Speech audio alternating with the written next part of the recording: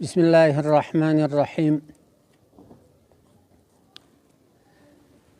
محترمو، په حدیث شریف کې راغلی دی چې ورکول د خدای دپاره کوئ، منع کول د خدای دپاره کوئ. د خدای دپاره چې څوک یو شی ورکوي، په هغه کې به عزت هم پروت وي، هغه به د خدای دپاره وي، هغه به د دنیایي غرضو دپاره نه وي، دنیا به پکې مقصد نه وي، د خدای دپاره به یو شی ورکوي. بیا چې یو شی د خدای دپاره و یو چاته ورکوي، د دنیایي غرضو دپاره نه و، بیا په دې کې الله جل جلاله وده ته په آخرت کې او په دنیا کې ثوابونه ورنصیب کوي. په دنیا کې هم ګټې د دغه نیکو اعمالو وده ته ورکول کېږي او په آخرت کې ثوابونه ورته جمع کېږي. نن چې په زموږ په پښتنو کې په چمن په بازار کې یو څوک یو چاته یو شی ورکوي، یو صابون ورکوي، هغه باندې ویډیو لګولې وي، دا صابون چې دی ورکوي دغه هم په ویډیو کې راولي، دا چې هغه یې ځینې اخلي دا هم په ویډیو کې راولي، یو 50 روپۍ وي یا څه روپۍ وي دا هم راولي. دا د دې معنا دا ده چې دا د خدای دپاره نه دي. د کافرانو یو ملک دی، په دې کې د لارې په څنګ کې د لیک د خیرات دپاره یو شی، د مسکینانو دپاره یو شی ایښی وي.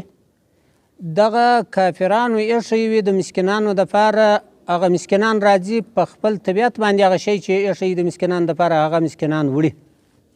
یعنې ودا ته مسکینان نه مجبوره کوي چې هغه ورسي و دروازه ته ورته ودرېږي یا یې ویډیو وکړي یا بل شی، بس دې ته نه مجبوره کوي. خو زموږ دا چې یو صابون ورکوي یا یو اټول ورکوي، دسمال ورکوي، یو بل شی ورکوي، هغه باندې ویډیو هم کوي. نو د دې معنا دا راوځي چې دا د خدای دپاره نه ده. نو د خدای دپاره کار وکړي چې الله جل جلاله ثوابونه درکړي. یو بل څوک دی 50 روپۍ ورکوي، دا د خدای جهان ورته ولاړ وي، په دې 50 روپۍ چې هره ورځ یې ورکوي او دا ناري وي، دا ښکنځل وي چې والله که یې درکړم، په خدای که یې درکړم، و یوه ته نه ورکومه، ستاسې څه وکړمه، لرګی پسې راواخلي، ها ووهه دا ووهه. دا اوس د زکات شم دا رنګوي، د خیرات شم دا رنګوي، د خدای دپاره کار دا رنګوي. دا د خدای دپاره کار داسې نه وي. موږ د خدای دپاره چې یو شی ورکوو، پیسې هم راسه ضایع سي، ولاړې هم سي پیسې راسه، هغه خدای نشي په خوشحاله. دا ډېره بده خبره ده. باید موږ دی عمل وکړو، موږ دی کار وکړو چې زموږ څخه خدای خوشحاله سي. دا بې عزتي د یو مسلمان 50 روپۍ و یو چاته په خیرات کې ورکوم، او بې عزتي د مسلمان چې د ان اربه الربا، په دغه الفاظو باندې مشکات شریف دا وایي چې هغه غټ سود د سودو چې دی هغه بې عزتي د مسلمان ده. او د یو سود په بل حدیث کې راځي، په تفسیر مظهري کې هم راځي، په مشکات شریف کې هم راځي، په نور ځایو کې راځي دا حدیث، یو سود لکه 14 واره زنا، 1 روپۍ د سود دونه ګناه ده. نو یو سړی چې بیا یو څوک ذلیل کوي، سپکوي، دا رقم هغه سر د سود و دغه سود دی. نو ولې بیا یو څوک یو چاته دونه بې عزتي ورسوي؟ ولې بیا دغه خپلې روپۍ یو سړی یو چاته ورکوي، دا د خدای دپاره نسي، د ریا دپاره وګرځېږي؟ ولې د ریا دپاره کوي؟ ولې د مسلمان زهیرېدل پکې راوړي چې هغه د سود غوندې ګناه هم پکې راسي، ستا ثوابونه ولاړ سي؟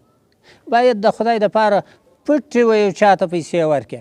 پټې و یو چاته پیسې دا معنا چې څوک په تا نه یې خبر، پیسې و یو چاته ورکړه د خدای دپاره، خدای به تا ته پر دې باندې عوضونه درکړي، خدای به تا ته پر دې باندې ثوابونه درکړي. او که دا رقم وي چې هغه پر ویډیو باندې چلوي، د دې معنا څه معنا ده؟ پر دې معنا د دې دا معنا خلکو ایستلې ده چې دا د ریا دپاره ده. او چې دغه روپۍ ورکوي 50 او هغه ښکنځل لا هم په ګډ وي، ناري هم په ګډ وي، دعوا هم په ګډ وي، د دې دا معنا خلکو ایستلې ده، ما نه ده ایستلې، خلکو یې دا معنا ایستلې ده چې دا خلکو ته دا سړی ځان ښکاره کوي، ریا کوي. نو دا ریا دا مې پر تا نه ده پیرزو، پر هر مسلمان مې نه ده پیرزو. دغه بې عزتي مې پر یوه مسلمان نه ده پیرزو. بې عزتي و یو مسلمان ته ورکول، سم سر په خلاص که دونه ګناه لري لکه یو سړی چې په قصد لمونځ قضا کړي. په قصد لمونځ قضا کول یوه غوټه د دوژخ د سزا، اندازه د غوټې د دوژخ 80 کاله علماو ښولې ده. مولانا حضرت مولانا زکریا رحمت الله علیه په خپل کتاب کې دا بیان لیکلی دی. یوه غوټه د دوژخ د 80 کال سره برابره ده. 80 کاله د آخرت د دنیا په کلو 2 کروړه 88 لکه کاله جوړیږي. دا د یوه لمانځه سزا مقرره سوې ده. یعنې چې یو څوک په قصد لمونځ قضا کې 2 کروړه 88 لکه کاله دوزخ سزا ده. دغه د یو مسلمان زهیرېدل دونه غټه ګناه ده لکه یو سړی چې په قصد لمونځ قضا کې. د مسلمان زهیرېدل دونه غټه ګناه ده لکه په قصد چې سړی لمونځ قضا کړي. لکه یو سړی چې شراب څښي دونه غټه ګناه ده. نو چې سړی د شراب دپاره حد مقرر دی په درو ویل کېږي. نو چې یو سړی په دغه باندې په دونه غټه ګناه باندې اخته کېږي باید ځان اخته نه کړي. وما علینا الا البلاغ المبین.